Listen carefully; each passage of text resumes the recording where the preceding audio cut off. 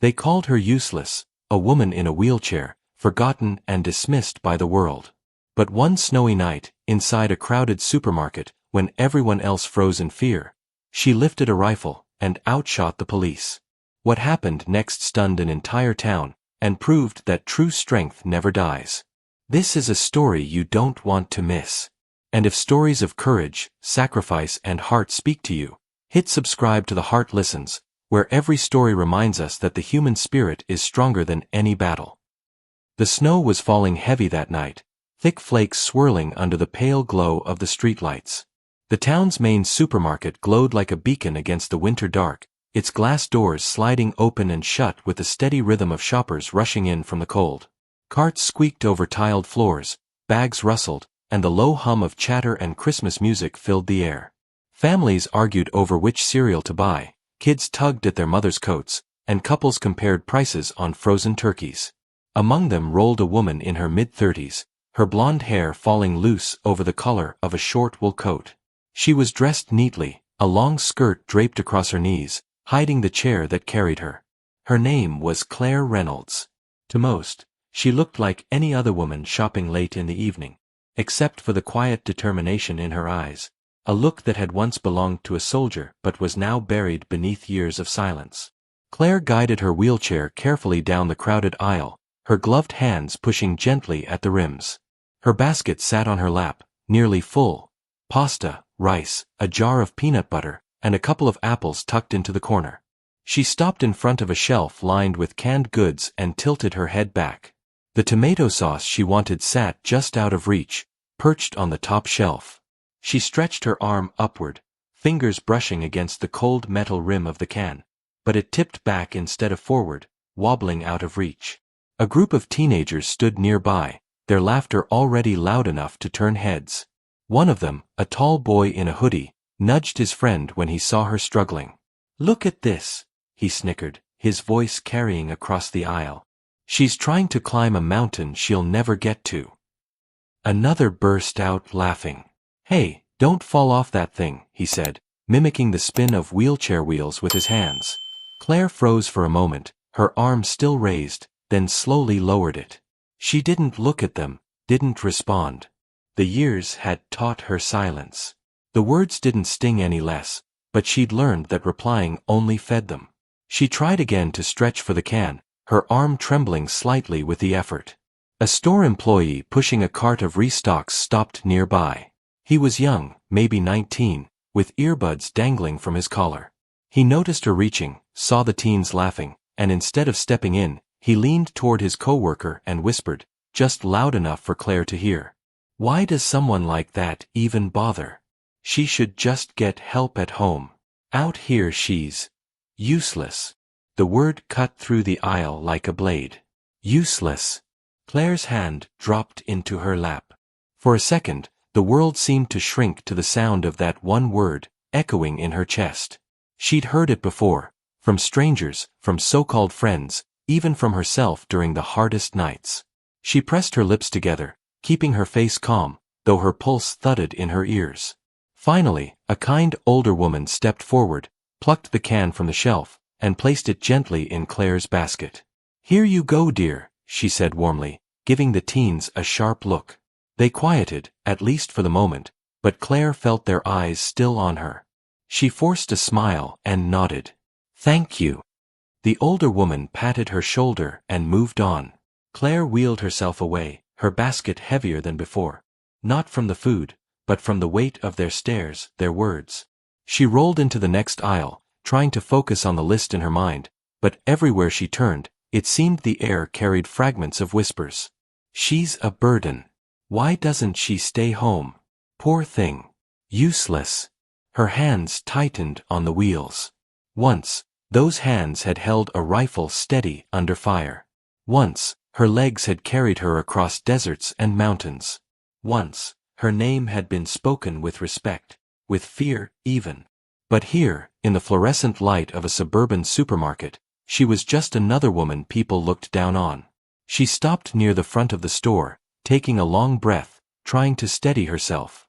The snow outside was falling harder, the parking lot glowing under the lamps.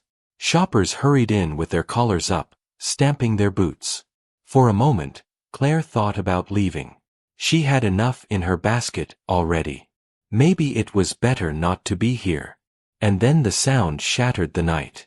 A van screeched into the parking lot, tires skidding on the icy pavement.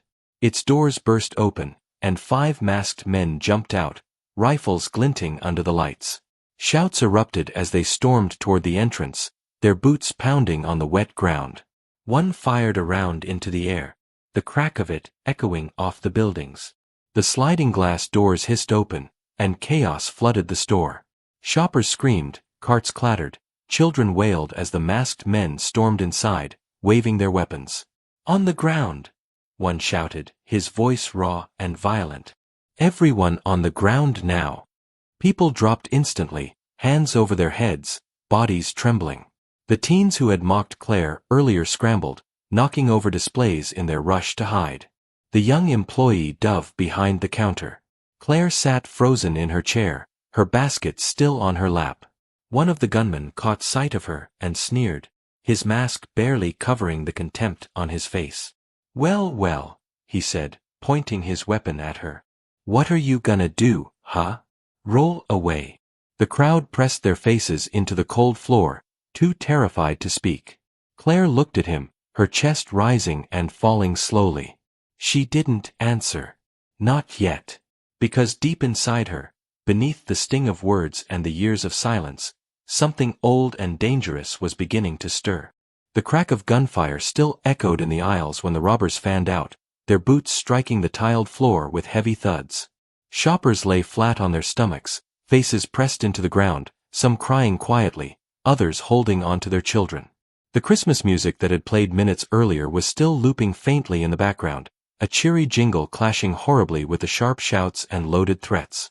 One of the gunmen vaulted over the checkout counter, sweeping products and candy bars onto the floor as he waved his weapon at the cowering cashier. "Empty the register! Now!" he barked. His voice cracked with rage, but beneath it, there was a nervous edge, the kind that made the barrel of a gun twitch unpredictably. Another stalked down the produce aisle, kicking carts aside as if they were obstacles in his way. He fired a round into the ceiling tiles, raining dust down on the terrified shoppers. "Move and you're dead. All of you." Claire's wheelchair sat near the end of the canned goods aisle, her basket still balanced on her lap.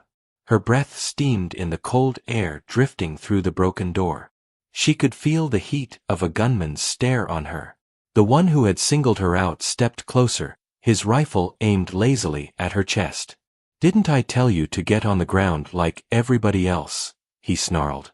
His tone carried contempt, but also something worse, amusement. Claire's hands remained on her wheels. Her calm unnerved him, though he wouldn't admit it. She lowered her gaze, keeping her voice quiet.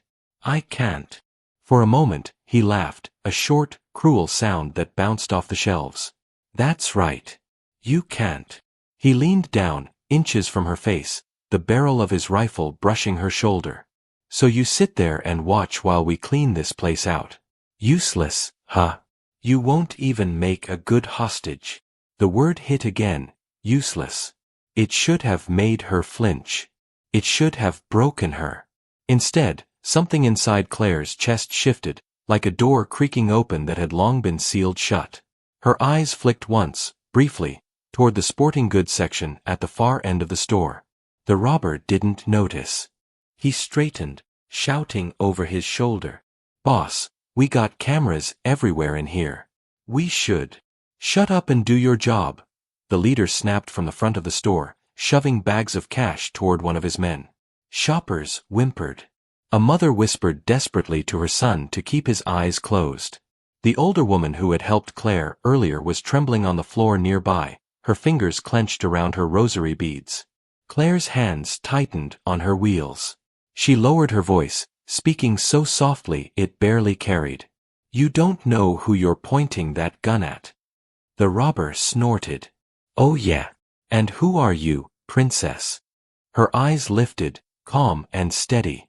"Someone you don't want to test."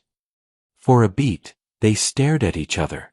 Then he shook his head, laughing, and turned away. To him, She was nothing more than a crippled woman in a supermarket. Harmless. Forgettable. But Claire's pulse had shifted into a steady rhythm. She remembered that rhythm. She remembered sand under her boots, the recoil of a rifle pressed to her shoulder, the sharp voice of her commanding officer calling out numbers. It had been years since she'd fired a weapon. Years since she'd left behind the name, Sergeant Reynolds. But the muscle memory wasn't gone. It had only been buried. The chaos surged around her, shouts, sobs, demands, but her eyes never left the sporting goods aisle. She knew this store. She knew what it carried. And she knew what sat locked behind that glass case. Hunting rifles, scopes, ammunition. The problem wasn't the distance. The problem was timing. The leader called out again, his voice impatient. 2 minutes. Bags full, then we're gone. Anyone moves, they don't leave alive. Claire wheeled herself slowly back, moving toward the shadows at the edge of the aisle.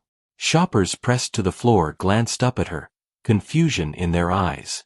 Why wasn't she still? Why wasn't she cowering like the rest? She met the gaze of the older woman, clutching her rosary. The woman's lips trembled, but Claire shook her head faintly. A silent message. Wait. She edged toward the sporting goods section, each push of her wheels muffled by the shrill voices of the robbers.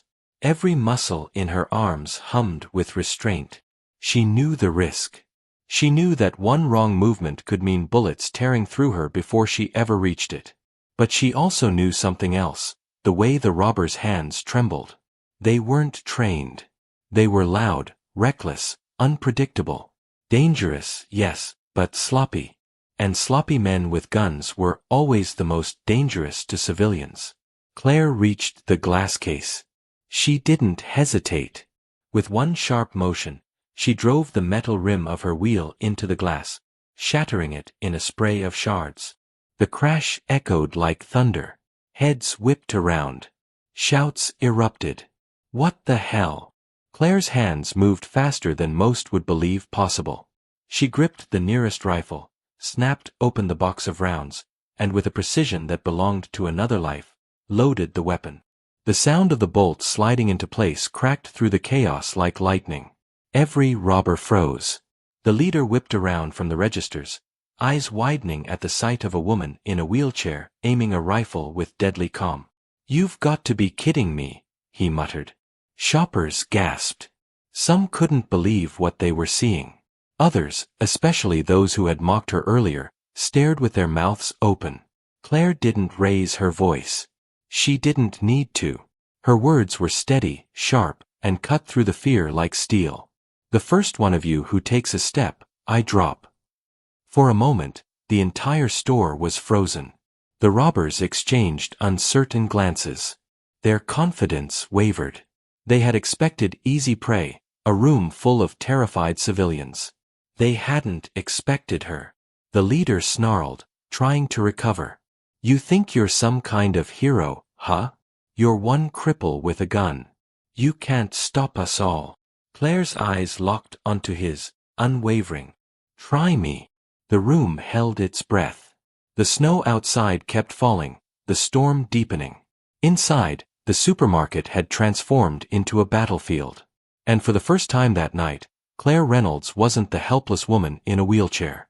She was the soldier she had once been, the soldier everyone had forgotten she was. And the next move would decide whether anyone walked out alive. The silence after her words was electric, stretching thin over the aisles like a wire ready to snap. Every shopper, every robber, even the trembling cashier behind the counter.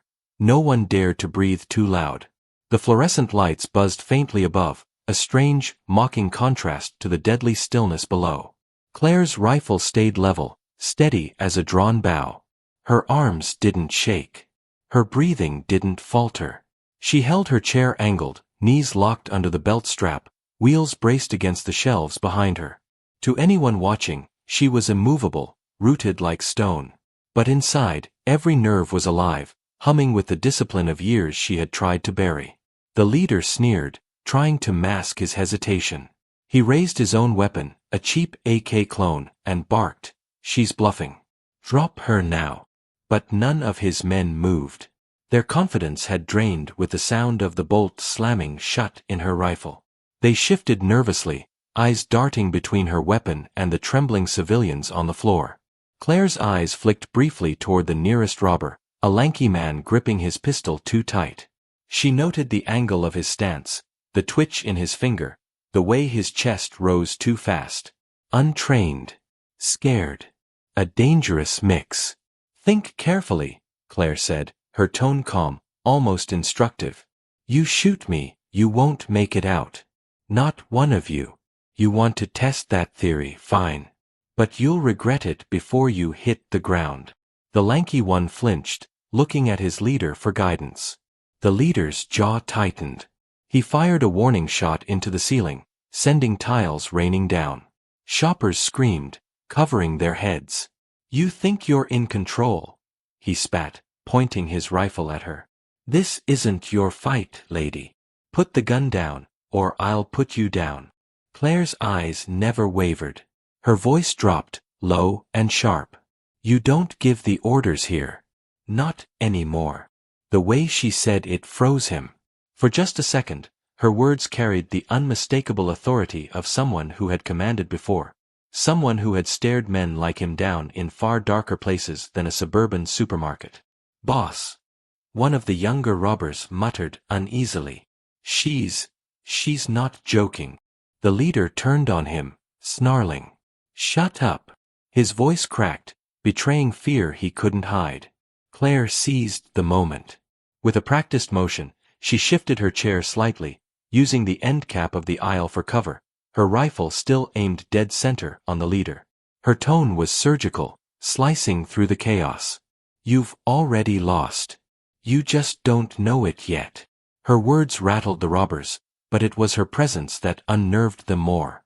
She wasn't panicked. She wasn't flinching. She was calculating, every inch of her body locked into precision.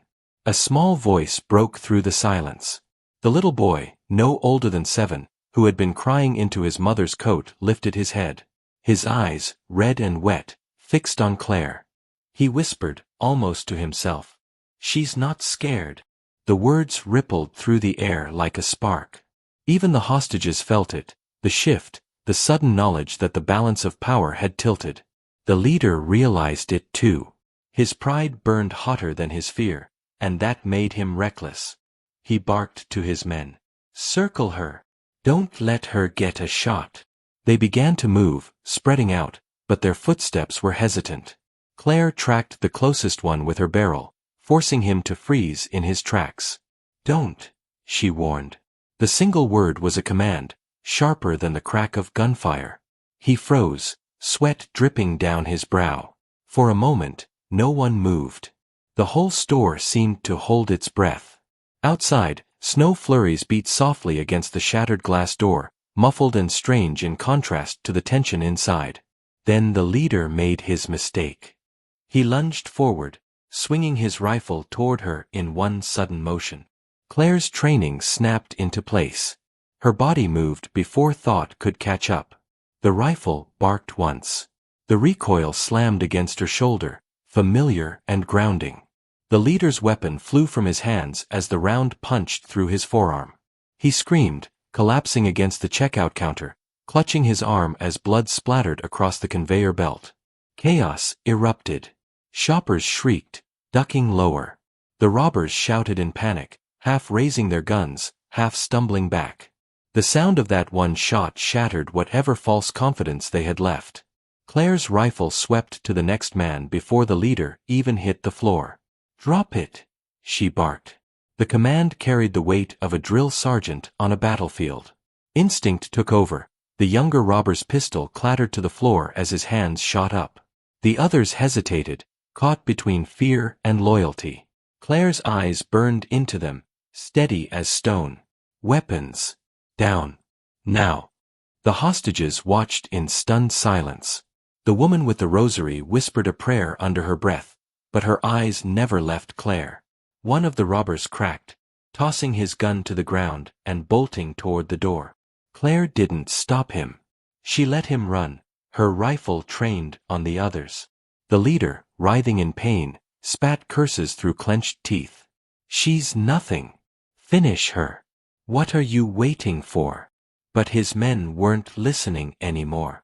They were staring at Claire, the woman they had mocked minutes ago, the woman they had written off as useless. The soldier inside her was awake now, and she was in command of the entire room.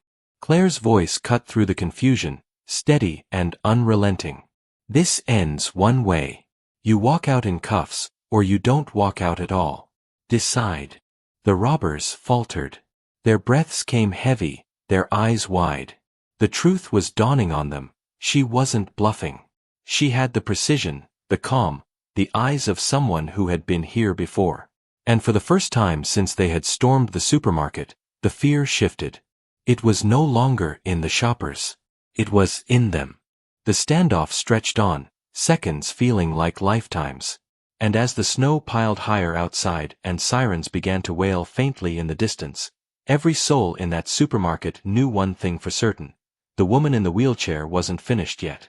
Red and blue strobes splashed faintly across the broken supermarket windows as sirens drew closer, echoing against the snowy streets. The muffled wail was faint but growing, and everyone inside the store felt it: rescue or ruin. Claire's rifle stayed steady, barrel tracking the robbers who hadn't yet dropped their weapons. Her heartbeat was calm, unnervingly even. Years of drills, of firefights under worse skies than this, had carved her nerves into steel. But now, that old instinct warred with something else: the weight of civilians huddled on the floor, staring at her as if she were the only wall between them and death. The leader groaned from behind the counter, clutching his bleeding arm, rage burning in his eyes. "You think the cops are gonna thank you for this?" he spat, his voice hoarse with pain. "You're nothing but a cripple with a gun. They'll take you down first." His words struck the air like poison. Several of the shoppers glanced at her nervously. It was true. Police entering a scene like this wouldn't hesitate if they saw an armed figure, wheelchair or not. Claire knew it too. Her jaw clenched as she calculated. Every second mattered now. A loudspeaker outside barked to life, the voice distorted by the static of old equipment. "This is Westford Police. Lay down your weapons and come out with your hands up. Do it now, or we will use force." The robbers shifted uneasily, their grip on their guns faltering. The youngest one, barely out of his teens, whispered, "They'll kill us." The leader snarled, his voice cracking. "Shut up. We hold the line, or we're dead anyway." Claire took the opening. Her voice rang out, sharp and clear, carrying toward the shattered doors. "Hostages alive. Armed suspects inside. Do not fire." The entire supermarket seemed to freeze at her words. Not just because of the authority in her tone, but because she wasn't speaking like a panicked civilian. She was speaking like someone who had commanded scenes like this before. The little boy clutched his mother tighter. "She sounds like a soldier," he whispered. His mother hushed him, but her eyes flicked toward Claire with something more than fear now. It was recognition. The loudspeaker responded after a beat of silence. "Identify yourself. Who's inside with the weapon?" Claire didn't answer immediately. Her past, the one she'd spent years burying under quiet anonymity, pressed against her chest like a weight she could no longer ignore. To reveal herself was to tear open everything she'd tried to leave behind. But to stay silent would cost lives. She drew in a slow breath, her voice iron. "This is Sergeant Claire Donovan, United States Army, retired. I am securing the civilians. Repeat, hostages are unharmed. Hold your fire." The words landed like thunder. Gasps rippled through the aisles. The cashier's eyes widened, whispering, "Sergeant," as if trying to reconcile the frail-looking woman in the chair with the title that still carried fire. The robbers flinched at the revelation too. The weight of it sank into their bones. She wasn't just some disabled woman with a lucky shot. She was trained. Worse, she was experienced. The leader's face twisted, fury overtaking his fear. "Lies. Don't listen to her," he roared toward the windows, blood soaking his sleeve. "She's one of us, trying to play hero. But the trembling in his voice betrayed him. Claire pressed forward, commanding the room with every syllable. I've got a wounded suspect and 4 others armed but cornered. They're unstable. I need a negotiator, not a firing squad. Get your men to hold the perimeter and wait for my signal. The loudspeaker went quiet again, the pause heavy with doubt. Then came the answer. Copy, Sergeant. Negotiator en route. Hold position. The shoppers' faces lifted with a flicker of hope. For the first time, they saw a path out of this nightmare. But hope was dangerous. The robbers saw it too. Panic set in their eyes, sharp and ugly. We're not going down for this, one muttered, sweat dripping down his cheek. His pistol trembled in his grip as he swung it toward the hostages. Claire's voice cracked like a whip. Point that weapon at a civilian, and I end you. The barrel of her rifle tracked him, her finger tight on the trigger. He froze, shaking, his chest heaving. Listen to her. The youngest robber burst out suddenly, his voice breaking. He dropped his pistol to the ground and raised his hands high, backing away from the others. His leader cursed him, but the young man's eyes were wide with the raw, unfiltered terror of someone who knew he wasn't built for this life. Claire's eyes flicked to him, just long enough to nod. Smart choice. But the others weren't so quick to fold. The leader staggered upright, blood dripping from his sleeve, rage burning hotter than reason. His voice came out in a hoarse growl. You think this is over, soldier? You don't know who you're dealing with. The word soldier hissed from his lips like venom. He leveled his good hand at her, pointing not a gun but his accusation, his pride. Claire's eyes narrowed. Her voice was colder than the snow outside. No. You don't know who I am. The room was electric, every eye caught between the broken man's fury and the woman who had reclaimed command of the impossible. Outside, the sirens faded into the hum of idling engines. Inside, the tension had reached its breaking point. And as the snow continued to fall in heavy silence, every heart inside the supermarket knew the night was building toward one final explosion. The supermarket had become a battlefield of silence. Outside, the hum of police engines idled steady and low, their flashing lights painting the aisles in ghostly red and blue. Inside, the fluorescent bulbs flickered weakly above, buzzing like nervous whispers, illuminating faces caught between terror and awe. Claire's rifle was steady, a line of fire aimed at the ringleader. He stood with bloodied sleeve, his face a mask of fury and fear. His accomplices shifted nervously, torn between surrender and defiance. The youngest had already broken, hands raised, trembling like a boy who had seen too much too soon. And then, the leader laughed. A harsh, broken sound that scraped against the shelves like glass. You think you've won, he spat. Cops outside, a cripple in here, and us cornered like rats. But I'm not dying on this floor. He lunged suddenly, not at Claire, but at the hostages. His good arm swept around the nearest woman, dragging her forward with a knife pressed hard against her throat. Gasps erupted, children screamed.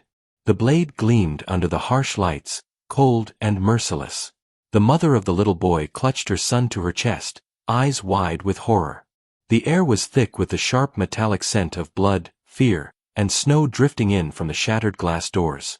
Claire's rifle followed the leader's movement, her voice slicing through the chaos. Let her go. Now. The man sneered, pressing the blade harder, drawing a thin crimson line across the woman's skin. She whimpered, frozen with terror. You won't shoot, he hissed. You don't have the guts. Disabled soldier, washed-up veteran. You couldn't even protect yourself, could you? The words cut deep, not because they were true, but because once, long ago, Claire had whispered them to herself in the darkest nights. Alone. Forgotten. Useless. Her jaw clenched. For a moment, she wasn't in a supermarket. She was back in a desert war zone, the acrid smoke stinging her throat, the sound of mortars tearing apart the sand, the screams of men she couldn't save. She remembered the explosion, the fire, the searing pain, and the months of rehab where the world dismissed her as broken. But she wasn't broken. Not tonight. Her voice dropped, low and steady, vibrating with the weight of every battle she had fought. You're wrong. She squeezed the trigger. The crack of the rifle thundered through the store. The leader's eyes widened in shock, the knife slipping from his fingers as he collapsed in a heap. The hostage stumbled free, gasping for breath as sobs broke from her chest. For a heartbeat, silence. Then chaos. The remaining robbers panicked, firing wildly, bullets shattering jars, ripping through shelves, glass raining down like jagged snow. Shoppers screamed, ducking for cover. Claire's arms moved on instinct, her rifle kicking hard against her shoulder as she returned fire with terrifying precision. One dropped by the cereal aisle. Another by the frozen section. Each shot was clean, decisive, unerring. She didn't miss. In less than 30 seconds, the gunfire stopped. Smoke lingered, curling upward in thin, ghostly fingers. Shell casings clinked faintly on the tiles. The supermarket was silent again. Silent except for the ragged sobs of the hostages, the crackling hum of broken fluorescent bulbs, and the soft sound of snow drifting through the shattered doors. Claire lowered her rifle slowly. Her chest rose and fell, steady, calm. She scanned the aisles, threats neutralized. Civilians alive.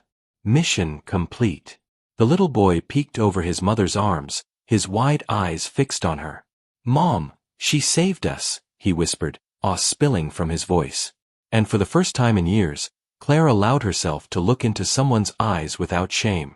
She had not failed. Not this time. A commanding voice echoed from outside. "All units move in." Boots thundered against the pavement as the police stormed through the broken doors, weapons raised. Red dots danced across the aisles, aiming for shadows already fallen. Then, they saw her. A woman in a wheelchair, rifle in hand, calm as the snow outside. "Drop the weapon," one officer barked, his voice edged with tension. Claire hesitated only a moment, then laid the rifle gently on the floor. Her hands rose, palms open. The hostages cried out all at once, rushing to her defense. "She saved us. She's the reason we're alive. She's not one of them, she's a hero." The officers froze, their stances faltering as the truth rushed toward them in voices desperate and true. The negotiator pushed forward through the line, a middle-aged man with weary eyes. His gaze locked on Claire, recognition dawning. He lowered his weapon. "Sergeant Donovan." Her name carried across the ruined store like a prayer. She nodded once, steady, dignified. The negotiator's jaw tightened. Slowly, he saluted. And then, something extraordinary happened. The hostages rose to their feet, battered but alive, and one by one, they followed. Mothers, fathers, children, teenagers, the elderly.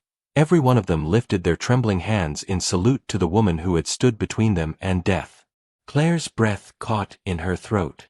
She hadn't seen that gesture, not for her, in years. Not since the desert. Not since she'd been carried out in flames, told her service was over, told she was finished. But here, in a snowbound supermarket under flickering lights, strangers remembered what she thought the world had forgotten. The soul of a soldier never dies. Her eyes burned, tears blurring her vision as she returned the salute, her arm sharp and sure despite the chair beneath her. For a moment, the cold didn't matter. The pain didn't matter. She was whole again. The negotiator's voice was thick as he ordered, "Get medical for the wounded. Secure the scene." His eyes softened as he looked back at her. "Sergeant, tonight, you did what even we couldn't." The mother of the little boy stepped forward, her voice trembling but fierce. "No, she did more than that. She reminded us what real strength looks like." The boy slipped from her arms, running across the broken floor to Claire. He stopped by her chair, his small hand reaching for hers. She took it gently, her heart twisting. "Are you an angel?" he asked softly. Claire's lips curved into the faintest smile. Her voice was a whisper, carrying both sorrow and grace. "No, sweetheart. Just a soldier who came home." The snow outside kept falling, blanketing the world in white, as though trying to cover the scars of what had happened. But inside, amidst the broken glass and bullet holes, something pure and unbroken remained. Her past had tried to bury her. The world had called her useless. But tonight she had written her own ending. And this time, she had won. If stories like this move you, make sure to subscribe to The Heart Listens, and drop your thoughts in the comments. I'd love to hear what this moment means to you.